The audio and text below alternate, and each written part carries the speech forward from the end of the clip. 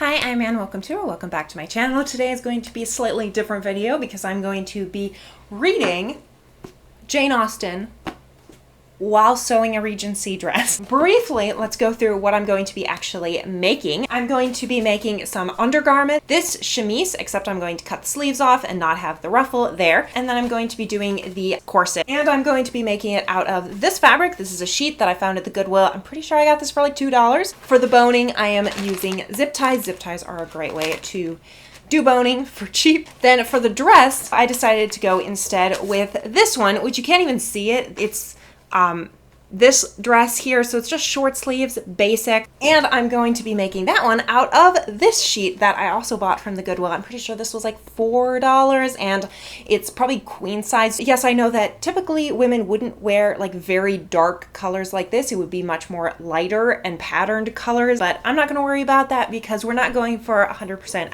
historical accuracy.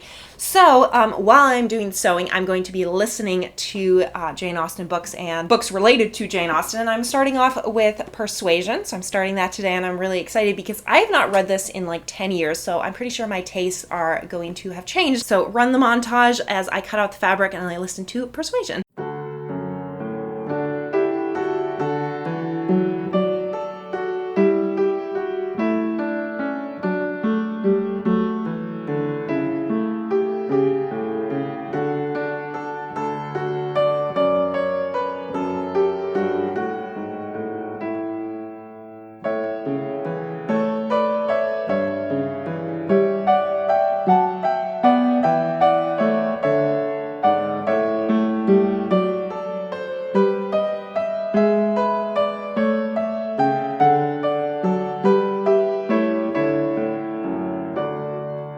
Okay, it is the next day and I just finished cutting out all the underwear. I have everything for the undergarments cut out. I'm also currently halfway done with Persuasion. I just finished chapter 14, I think, and I forgot how good this book is. It's not my favorite Jane Austen book. I still prefer Sense and Sensibility better, but it is probably my second favorite, I'd say. And it is very unique because Anne is 27 and all the other Jane Austen leads are much younger. They're between like say 17 and 21. They're much younger. Whereas with Persuasion, Anne is 27, I think.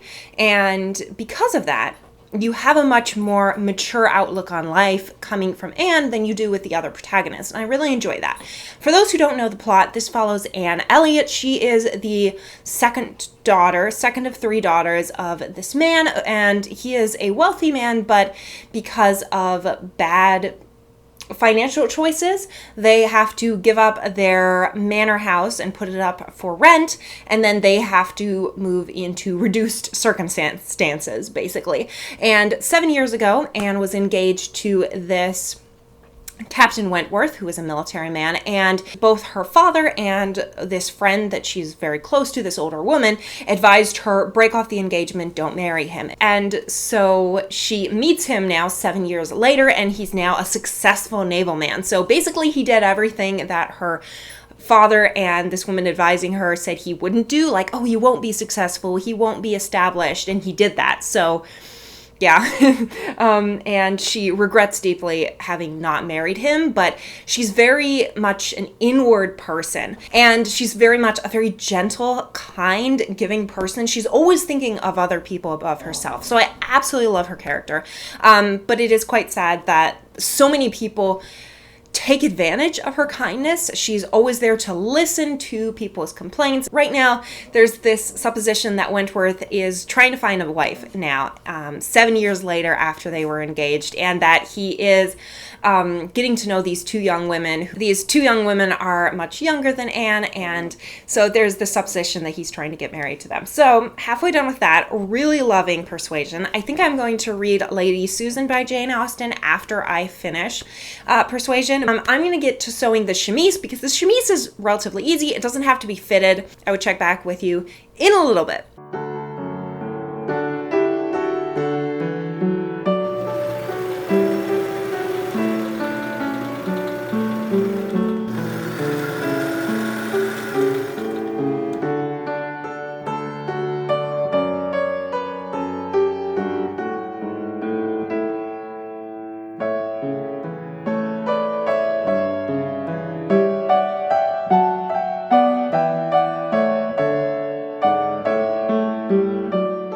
Hi, good morning, welcome back. If you hear buzz in the background, it is because I currently have an air conditioning unit going.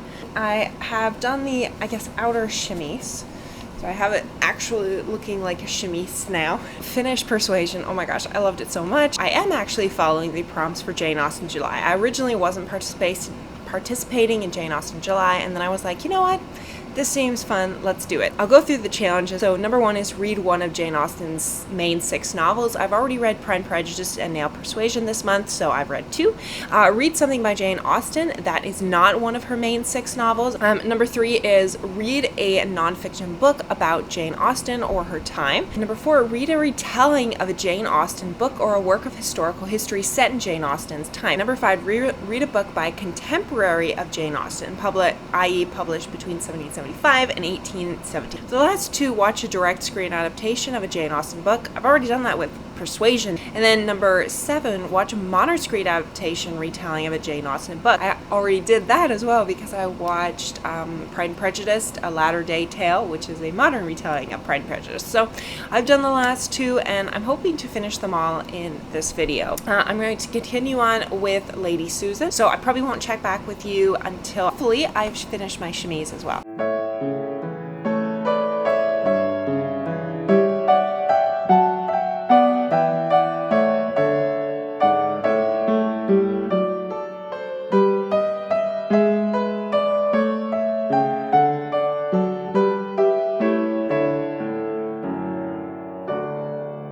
Hi, good morning. Yesterday I finished the chemise. It turned out better than I was expecting. As you can see, it's a little wide, but I also realized when I put the dress on, I'll actually be grateful for that extra fabric. I'm happy with how this turned out. The next thing I'm going to work on is, of course, the corset. But now to an update on the books. So yesterday I did finish Lady Susan, and I adored Lady Susan. It's told in a set of letters, basically about this middle-aged woman, Lady Susan, who is the most conniving, manipulative person, and a lot of people, especially men, are duped by her, and a lot of other people are trying to warn people about her. And she has her daughter, her poor daughter, who she's trying to marry off for wealth. She's also trying to seduce this one guy whose family is trying to stop him from falling in love with her. So it's a hilarious read. And I started Jane Austen at Home, and it's a biography of Jane Austen, but focusing on understanding her from the perspective of her house, where she came from. It's a very well-written book, biography, but I'm only maybe 2 hours into the audiobook, but I am going to start on the stays. I would check back with you when I've done more sewing and finished something good. I'll probably check back with you when I've finished Jane Austen at Home.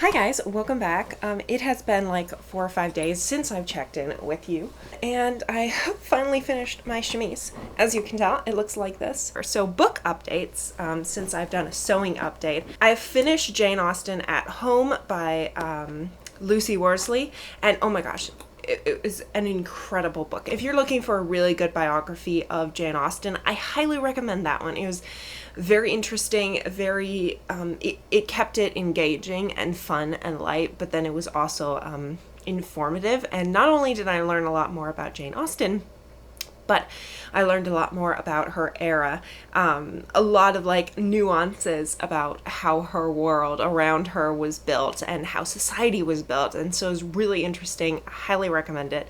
It was great. I think I gave it 5 stars on Goodreads because it was really good. And then the next one I started because I knew I wanted to read, if I could, a Georgette Heyer book. She's considered like the queen of more modern Regency. I guess she was writing from like the 20s to, I don't know when she passed away, but so she's like a big author. So I just popped up and saw like the first audiobook I could find, and it was Frederica, and I'm loving this so far. So I'm currently halfway done.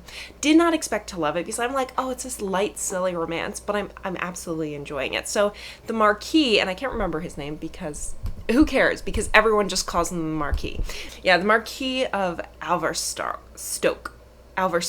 And he has all these mothers that are like coming to him, like his sister comes to him, this other lady, asking him to throw a ball to introduce their daughters into society. And he's like, no, I don't like you people. I'm not going to do that. But then this young woman, Frederica Merivale, comes to him and she's like, so I have this younger sister. She's like 24. Her sister's like 17, 18.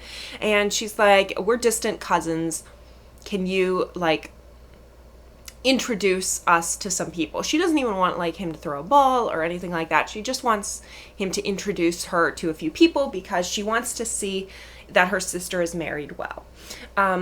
So he decides to get back at all these other women because Frederica's sister is like beyond gorgeous. And so he decides to get back at all these other ladies by throwing a ball for all of them, and like only agreeing to throw a ball for the other ones if his sister will introduce Frederica and her sister into society. Then you also have this great relationship between Frederica's younger brothers and the Marquis, because Felix, I think, is the one that's obsessed with like technology and the steam power and all these new inventions. I can't remember the older brother's name. He's about 16 and he's obsessed with like horses and riding. So you see a lot of scenes where the Marquis is interacting with them. And then there's also this massive dog that is Frederica's family, the Maryville family dog, and it gets in so much trouble, but it loves the Marquis. So far it feels like very cozy and cute, and you're getting to know all these people. And I assume what's going to happen is Frederica and the Marquis are going to get married,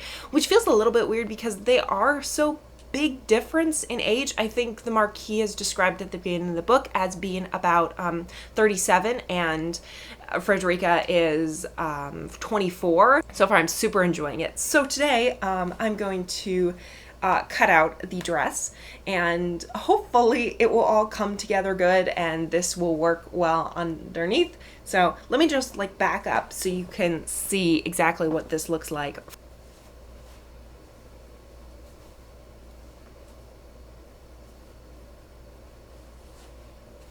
And I will get back to you when I have continued sewing. So see you in a bit.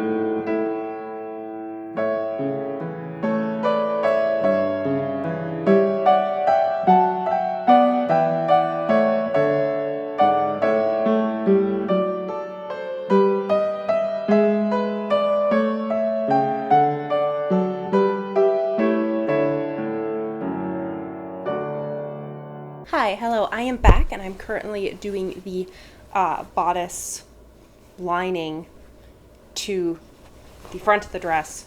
That doesn't make any sense. Anyway, I'm about done with the dress and I will be finishing it up and showing you the final product in the entire gown. I wanted to give you a final last update on my reading. So I am sewing this hem and talking to you guys. So I finished Frederica. I gave it 5 out of 5 stars. I was not expecting to like it all that much. Not that I thought there was going to be anything wrong with it, but I thought it was a light Regency romance, and it was that. Like, the plot itself wasn't exactly unique. This book came out in the 60s, so it was near the end of Hare's life, because I believe she started in the 20s and then worked all the way till her death in the 70s. I was surprised how well Hare captured the Regency era, and that's why I think she is a great author to read for Jane Austen July, because she does capture the essence of the Regency era, the turn of phrases, the fashionable behavior of ladies, and kind of the obnoxious behavior of ladies. It feels very much like Emma by Jane Austen to me, because Emma has almost this humorous, like, making fun of society about it, and this one did as well. The final book I decided to read for Jane Austen July for this video is not what I was planning to read. I was hoping to read one of Anne Radcliffe's books, but all of the ones I could find, especially on audiobook, were very long, like 600, 1,000-page books, and I was like, it's currently, like, this video needs to go up tomorrow, so I don't really have time to, like, listen to that long of audiobook. So instead, I decided on another one that I've been wanting to read for a long time. Mary Wollstonecraft was the mother of Mary Shelley, the author of Frankenstein. And Mary Wollstonecraft was a philosopher near the end of the 18th century, and she wrote a book called A Vindication of the Rights of Women. It seems so old-fashioned, considering how far we have come in society, but for that time, it was very progressive. So it's quite strange to read a book that I'm like, she's saying the most, like, silly things, that I'm like, yeah, of course women are, like, rational creatures and not just entirely emotional creatures. She was arguing not that women should get the right to vote, or things that we take for granted in the modern day. I mean, she was literally just arguing that women should be educated so that they could educate their children. Her thinking was extremely progressive during that time. So it's quite strange to read. And I'm currently about halfway done with the book, and I'm enjoying it. But like I said, it's something that's quite foreign to a woman like me, who was born at the end of the 20th century, and now we're in the 21st century. I will get back to you once I've finished this dress. I doubt I'll change my thoughts about this book, so I'm not going to do another update unless, like, I change my thoughts drastically, but I will show you the completed look. I really enjoyed this month with Jane Austen July, and just not only being able to sew while I was listening to all these books, but not only being able to read Jane Austen's books, but also to understand her more, understand the time period she came from, and then understand people who have written about the Regency era following her life, and how she has influenced later writers such as Georgette Hare. So it's really, really interesting challenge to do. I look forward to doing this next year. We'll see. I probably won't make another Regency dress. Maybe I should make, like, an evening gown next year. I should not say that to myself, because I won't. And I may do another video like this where I'm sewing something while reading something on theme. This was so much fun to do, but I also realized that a lot of my videos that take me a lot to do not get many views. So let's get to the final Regency dress reveal.